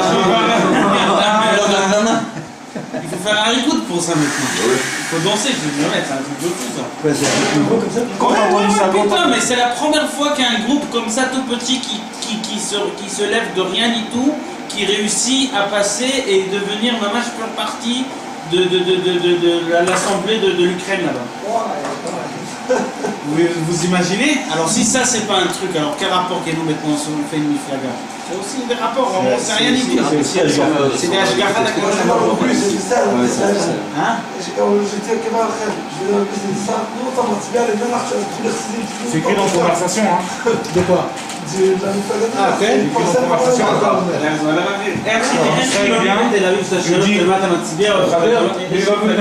va venir. Il faut faire venir le kéver de Rabbi Nachman, tu mets ta vie suite. Et lui dit, mais comment tu sais? Je dis, il va venir. Il va venir. C'est une certitude. גם חסידי ברסלב רגילים שאומרים שזה חילול השם. לא דיברתי עם ברסלבים, אבל... Avant, tu as conversation au livre, non? Ouais. והגענו פשוט דרך כזה השגה בעניין. שאנחנו בעצם, כמו שאמרתם, באים לפרסם את שם הצדיק בעולם, שזה אומר אך ורק פרסום שם הצדיק, לא להביא את רבנו לארץ, אנחנו רוצים כמו כל אחד ביומיום של ארץ ישראל, ולא התכלית של המפלגה. התכלית של המפלגה זה לא להשים גם סיפורי מעשיות בבית הספר, זה התכלית של המפלגה, אבל זה לא במצע. כי שאלנו אנשים, אנחנו רוצים שילמדו סיפורי מעשיות בבית הספר החילוניים, זה כפייה דתית, מה אתם רוצים לכפות עלינו ללמוד את הלימודים שלכם, אנחנו לא רוצים לעשות בתשובה, מה הקשר, מה זה, תבין? אז כאילו, יש לנו עכשיו פרוש של סייעתא דשמיא, אחד של מעבר, רעיון כזה. אנחנו נבקש שבמדינת ישראל, בבתי ספר, לא יהיה מצב, יש פה דמוקרטיה, לא יהיה מצב כזה שיקחו את הבחירה לילד, מה ללמוד. ייתנו לו עכשיו, רוצים שהוא ילמד איזה אפיקורס, איזה פילוסוף, לא יודע מה, ייתנו לו אפשרות לבחור בין רבי נחמן לבין זה לבין זה.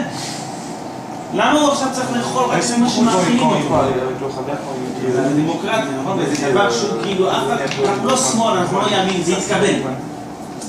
מי לא יוצא ללמוד סיפורי מעשיות? רק ישמעו להגיד את המילה סיפור, זה כבר יותר קורץ להם סיפור, אתה מבין? ויקראו סיפורי מעשיות, זה הדיבור של רבי ישראל רצה שיכנס להתקיים. J'ai vu Ilan tout à l'heure, Ilan a joué très bien. Au-dessus de Rabino. Il étudie avec le fils de Yudalev, il a 8 ans, il a un peu de mal, il a du mal, il fait avec lui les Mishnayot, enfin, Khazara, il n'arrive pas. Il a du mal avec lui. Il m'a montré, il a pris un Sipurim Masiot et un autre livre de Maharsha. Le Sipurim avec les dessins. Il a dit, il lui a fait 4 heures de ces Sipurim, il a tout lu, les 2 livres. Il a des enfants, il ne voulait même pas d'Afsaka, il ne voulait rien du tout. Il voulait continuer. Il voulait continuer, rien que ça, des Sipurim. C'est sûr. Non, mais il le dit. Il continue, et après il va venir. דיבור של רבנו שצריך להיות במקום תשמע? לא אכפת לנו מרבנו עכשיו, אכפת לנו מהמפלגה הקומוניסטית הזאת. אשרנו. אני הולך להצביע לימים האוקראינים. רבנו הקים אותם, צריך להיות מפגר כדי לא להגיד. שהם עשו את הסמל של המפלגה שלהם חסיד. הם אמרו, אנחנו רוצים שהחסיד הזה יצא החוצה. הם לא רוצים את רבי נחמן יותר. והצליחו לעבור את אחוז החסימה באוקראינה, זה לא 7 מיליון אנשים, שם אתה יודע כמה מצביעים? הם בתוכו. הם בתוכו. זאת אומרת, אם עכשיו יש מפלגה פה בארץ ישראל, שהיא רוצה לעשות מפגש עם המפלגה ההיא, ולעשות הסכם חלופי, תביאו לנו את רבי נחמן, אנחנו ניתן לכם את הלוגו שלכם בחזרה, עשינו צלב קרס. זה חבל על הזמן. אבל יש לך צדיקים, סתם בארשים טוב, כל אלה. כולם, לא רק רבי כולם. רבי נתן, בטח, מה זה מפדע? רבי נתן ברובע היהודי ככה. את כולם. אז יהיה פה גאולה. מה זה הלוויה של רבנו? תחשוב שמבן גוריון עד ירושלים צעדה. עם צבא עושים כפות וחצוצרות ומוזיקה אחרי פרנק בזה, וכל אחד מאחורה ועם גיטרות. לא, זה הלוויה, אתה יודע, זה הלוויה אמיתית. זה מקרוע הכל חזרה. כן? כן. אפשר לעשות את זה בכבוד, מה יעקב אבינו לא עשו לו שם חבל על הזמן. Quand on amène le rave, quand on le redéterre, tous les élèves ils doivent déchirer mamage, Kaddish, tout, mamage les dîners. אבל הכל בשמחה. Ouais, bien sûr. אפשר להביא מוזיקה, לא, מוזיקה לא נראה לי. מה לא נראה? זה כמו שתביא מוזיקה בהלוויה, תביא מוזיקה בהלוויה. זה ההלוויה של הגאולה. אחר כך תעשה מסיבה 7 ימים. אבל קודם כל תקבור אותו בזה. אז לפחות כבוד. לא, זה בטוח, כי צריכים ללוות את המת ברגל, אז זה בטוח שהם יביאו אותו מבן גוריון עד les gens doivent tout le monde d'argent qui vont venir pour l'alvaïd, même les goûts, ils vont venir. Tout le monde, c'est Rabbeinu après tout. Ils vont tous partir à pied. כל ארץ ישראל ילך ברגל. אחי, כל יחסום, כל הארץ. חסום, הכבישים פשוט. C'est en train de se construire là, c'est pour ça qu'on parle comme ça. Ah oui, mais exactement. Ils se préparent en haut. Les gens se pensent à ça. Pourquoi il a entendu quelque chose comme ça? C'est une flaga bizarre. Il va m'envoyer sur mon email en photo et tout, leur machin et tout. Comment ça s'appelle? Je sais pas. Et justement, il m'a dit qu'il m'envoie sur mon email. Tout, leur photo, tout. Mais ça, c'est un truc de... זה חבל על הזמן. אבל כל דבר שלו בדירות. תפסיק, אנחנו רואים כל כך הרבה ניסים, שבחים והודעות להשם כבר רגע, נמאס לי מהעמדה הזאת. קפה או תה? À la menthe ouverte. De toute façon, Je suis pas venu pour convertir personne. Tu n'as pas besoin de convoyer. Quel Hashgacha, c'est Hachem dans On est tous des juifs déjà. On est tous des juifs.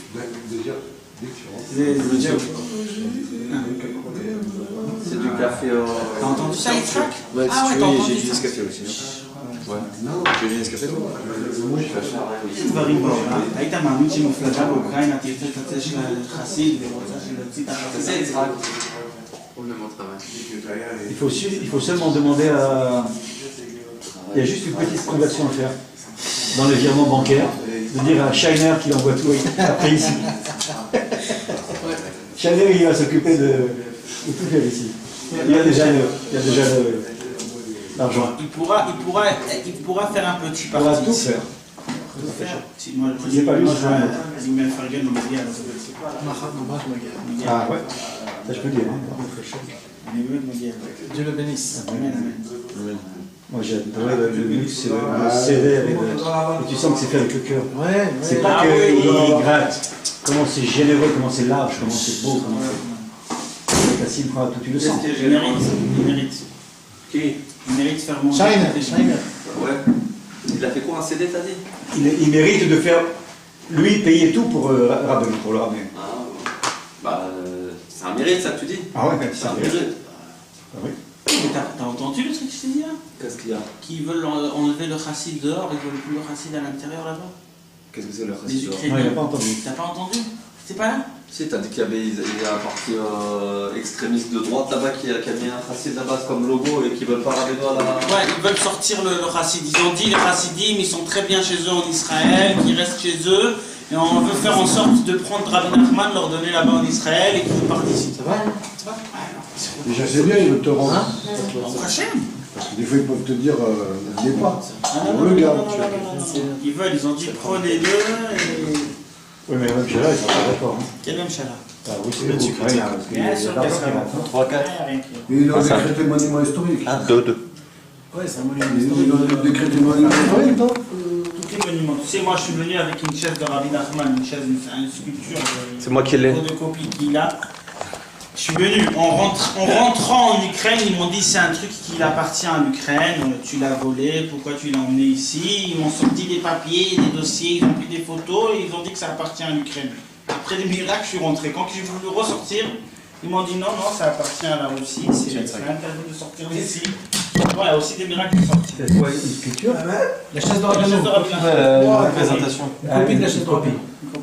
Et d'où ils savent, c'est apporté d'où ils savent? Ils savent rien du tout. C'est un de beauté, tout est arrivé. Et qu'est-ce que tu racontes en Russie?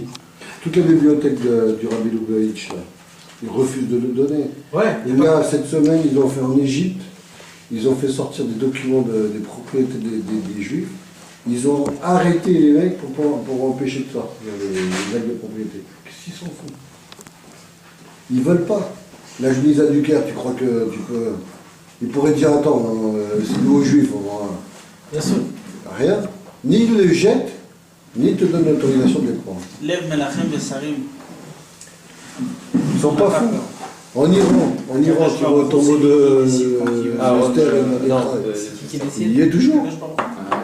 À Alep aussi, ça ils touchent pas. Pourtant, Pourtant, il nous insulte toute la journée. ce qu'il veut, même le président de l'Ukraine,